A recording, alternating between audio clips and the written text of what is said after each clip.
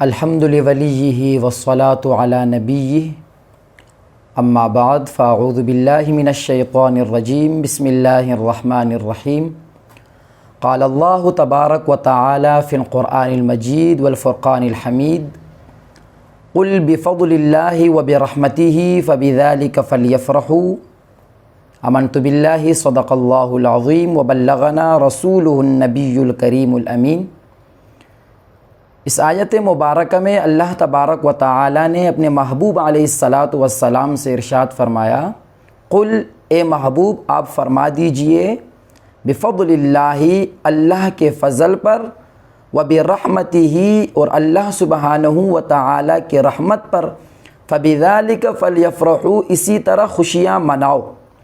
اس آیت مبارکہ میں اللہ تبارک و تعالی نے اپنے فضل اور رحمت پر خوشی منانے کا حکم دیا ہے۔ خوشی منانے کے حوالے سے ہمیں بتایا ہے۔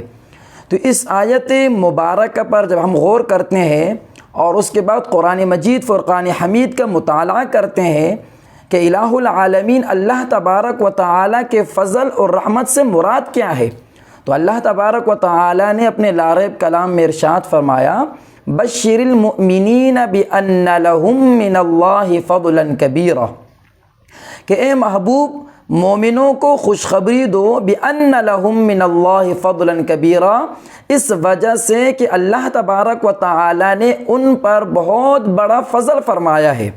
اس آیت مبارکہ کی تفسیر میں جب ہم دیکھتے ہیں تو یہاں سے فضل سے مراد حضور علیہ الصلاۃ والسلام کی ذات مبارک ہے۔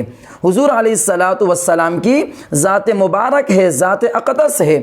تو معلوم ہوا کہ فضل سے مراد حضور علیہ الصلاۃ والسلام کی ذات پاک ہے۔ اور اس پچھلے آیت مبارکہ میں اللہ رب العزت نے ارشاد فرمایا، قل بفضل اللہ وبرحمتہ۔ اب ہم قرآن سے پوچھتے ہیں کہ رحمت سے کیا مراد ہے؟ اللہ تبارک و تعالی نے اپنے لاریب کلام میں ارشاد فرمایا، وما ارسلناک الا رحمۃ للعالمین، اے محبوب ہم نے آپ کو تمام جہانوں کے لیے رحمت بنا کر بھیجا ہے۔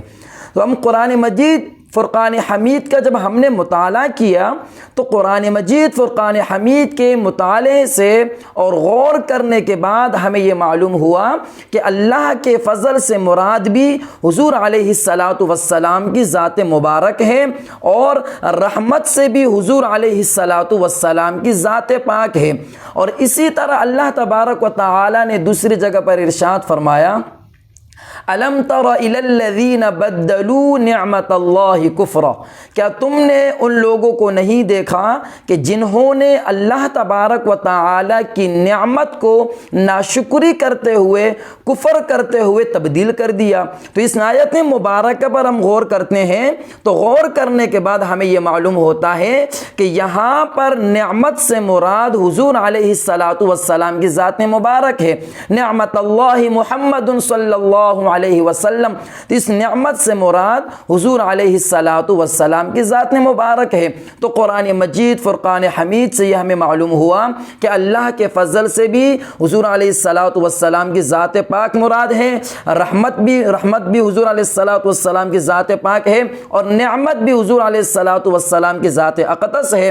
تو اللہ کے فضل پر اور رحمت پر اللہ تبارک و تعالی نے خوشی منانے کا حکم دیا ہے۔ تو اس آیت مبارکہ سے ہمیں معلوم ہوتا ہے کہ ہم بھی حضور علیہ الصلاۃ والسلام کی ولادت باسعادت پر خوب خوشیاں منائیں، اور اللہ کے فضل سے مراد بھی حضور ہے، رحمت سے مراد بھی حضور ہے۔